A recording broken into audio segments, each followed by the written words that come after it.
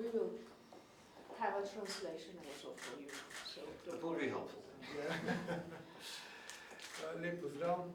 Zelo me veseli, da je danes na obisku v Sloveniji moj kolega, prijatelj, minister Stef Blok, s katerim sva opravila prvi del pogovorov, nadaljevala bova pa seveda s pogovori še med delovnim kosilom.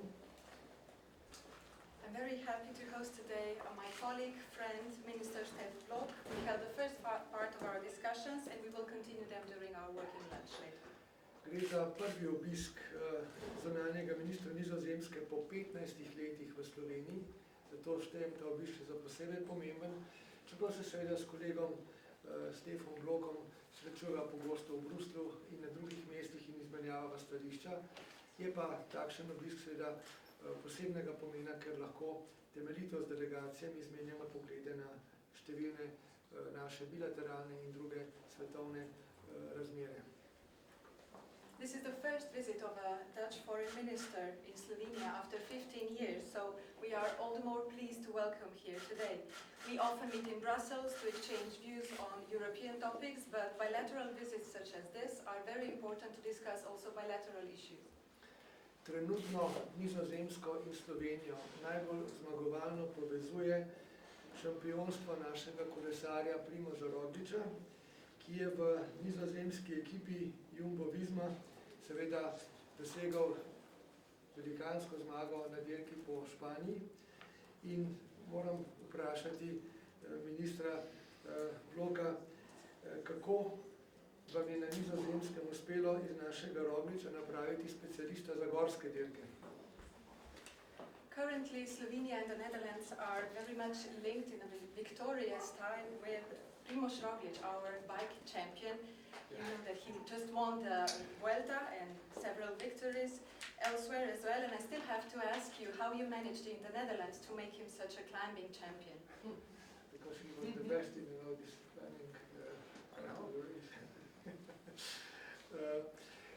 Naj povem, da sva posebej z kolegom Blokom govorila o sodelovanju tudi Beneluxa s Slovenijo. Namreč tako za Nizozemsko kot za drugimi državami Beneluxa nas družijo sorodne vrednote, se pravi demokratične vrednote, prizadevanje za multilateralizem in predvsem tudi prizadevanje za vladavino prava. To sva danes v pogovorih še posebej izpostavila, tudi seveda potrebo po spoštovanju mednarodnega prava in seveda to je tisto, kar nas poleg dobrih ekonomskih odnosov zelo močno povezuje in seveda omogoča, da so tudi odnosi na drugih področjih dobri. Let me say a few words that we exchanged with my colleague Blok. We talked about the cooperation between Slovenia and Benelux countries because Slovenia cooperates with all the three countries because we share similar democratic values. We all favor multilateralism and the rule of law, which was also underscored during our discussions, as well as the respect of international law. These are all topics that connect us, including the economic ties, and they all foster closer cooperation. Tako Nizozemska kot Slovenija si prizadevata za čvrsto enotno Evropsko unijo, temelječo na teh vrednotah. In seveda zato sem seznanil kolega tudi s tem, da bomo med predsedovanjem leta 2021 se zavzemali za te skupne evropske vrednote, predvsem pa tudi za trajnostni razvoj in v tem okviru tudi za zeleno gospodarstvo, tudi za krožno gospodarstvo, kjer je Nizozemska še posebej šampion, še celo kakšen korak pred nami, ki si tudi zelo prizadevamo za to, da bi uvedli koncept zelenega, torej predvsem krožnega gospodarstva in tukaj se lahko veliko učimo skozi skupno sodelovanje. So pa naše prioritete seveda tudi močna Evropa v svetu, pravna država oziroma vladavina prava in seveda ekonomska uspešnost, razvoj za naše evropsko prebivalstvo. The Netherlands and Slovenia both strive for a strong European Union based on these democratic values. I also informed my colleague on the priorities during the Slovenian presidency to the European Council. We will foster common values, sustainable development, green economy, and in particular the circular economy, where we all know the Netherlands is a champion. Slovenia also wishes to implement this transition transition into circular economy, and I believe that we can all learn a lot from each other. Other priorities during the Slovenian presidency will be a strong European role in the world, the rule of law, and economic development for the benefit of all the citizens. Seveda pa je ena od prioritet naše slovenske zunanje politike tudi integracija držav Zahodnega Balkana v Evropsko unijo. Tukaj smo zdaj v oktobru pred velikim izzivom. Kot veste, si Slovenija prizadeva, da bi povabilo k pristopnim pogajanjem dobila tako Severna Makedonija kot tudi Albanija. O tem sem se pogovarjal tudi s kolegom ministrom Blokom. Nizozemska ima tudi tu specifično stališče, pri čemer seveda bo Slovenija postala zagovornica tega, da se seveda pomaga državam Zahodnega Balkana, da pridejo postopno v Evropsko unijo, da pa hkrati do tega pridejo z reformami, torej z lastnim naporom, tako da v sodelovanju z nami torej izpolnijo vse zahtevane kriterije. It's October and we are facing many difficult challenges. Slovenia is in favor of North Macedonia and Albania to be given an invitation to start the accession negotiations. The Netherlands have a specific position on that, but Slovenia will remain in favor of these Western Balkan countries on their European path. We want to help them in their reform process and in owning this process in accordance with the criteria that have to be met for the accession. Zahvalil sem se tudi za podporo Nizozemske pa tudi ostalih držav Beneluxa, ki smo jo dobili leta 2017, ko so vlade teh držav izrecno zavzele stališče, da je treba arbitražno razsodbo o meji med Slovenijo in Hrvaško spoštovati in implementirati. I also thanked my colleague for the support the Netherlands and other Benelux countries provided to Slovenia in 2017 when their governments declared that the arbitral award has to be implemented. Naj še omenim, da imamo res zelo dobre ekonomske odnose. Nizozemska je ena pomembnejših zunanje trgovinskih partneric Slovenije. Blagovna menjava znaša preko 1,6 milijarde evrov. Nizozemska je 6. država po obsegu neposrednih naložb. V Sloveniji vsi poznamo Heineken, Dunlop in seveda želimo se povezovati še na drugih področjih in v tem smislu bomo podpirali razvoj na področju umetne inteligence, na področju energetike in nasploh na drugih področjih gospodarstva, da še ukrepimo tudi direktne investicije in sodelovanje. The Netherlands, let me add that Slovenia and the Netherlands have a very strong cooperation. The Netherlands are an important foreign trade partner for Slovenia. The trade exchange surpassed 1.6 billion euros, and the Netherlands are also the 6th most important partner in foreign direct investment. We all know Heineken, we all know Dunlop. And we want to expand this cooperation also in other areas, particularly in AI, energy and other sectors that can help our economic ties.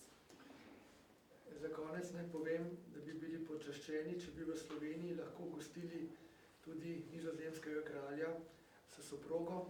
Tudi to vabilo, ki je že odprto, na to sem ponovno opozoril.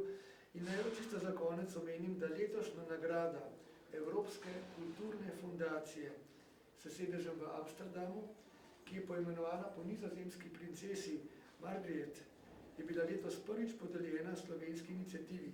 Prejelo jo je mesto žensk, ki že vrsto let namenja promociji žensk v kulturi, posebno področje in se seveda zavzema za žensko enakost na vseh področjih življenja.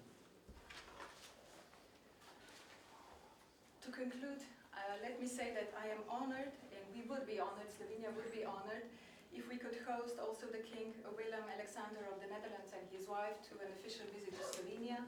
The offer is still standing, and we hope to welcome them soon. Another thing I want to add for the conclusion is that we are very happy that this year the European Cultural Award of the European Cultural Foundation, the award of Princess Margaret, was awarded to a Slovenian initiative for the first time, the initiative of the City of Women that is championing women's rights and gender equality in different spheres of life. in hvala za prijateljstvo. Thank you for your friendship. Well, it's wonderful and actually quite timely to be here in Slovenia today. And I'm very pleased that I had the opportunity to meet the President, the Prime Minister, and of course my dear colleague, Minister Cerar. After independence of Slovenia, our country soon entered into diplomatic relations, and those relations are certainly flourishing today. For example, the trade between Netherlands and Slovenia has increased sharply.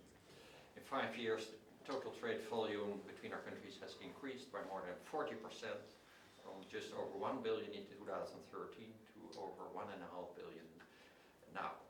And those figures are still growing. And this visit gives me the opportunity, besides our close bilateral relations, to discuss the agenda of the EU. And indeed, Netherlands and Slovenia are very much like-minded in our wish to modernize and strengthen the impact of the EU at home and in the world at large. And we do admire your country for its focus on the rule of law and on climate. Issues which are very important to the Netherlands as well, and which also fit into the discussion about the MFF. Another good example is the EU's internal market. A strong internal market is key to sustainable growth and development. And the climate subject brings me to your question about how we grow strong cyclists. Yeah. As you know, mountains aren't our strongest side. We have our highest hill is 300 meters. It's about 1/10, I think, of the Triglav mountain, and we share it with 3 countries, Netherlands, Belgium, and Germany, and you with only 2. Excellent. So to make up for that, we build dikes. And because of climate change, we have to build them higher and higher. And not only we build those dikes, once we cycle on those dikes, there is always the wind.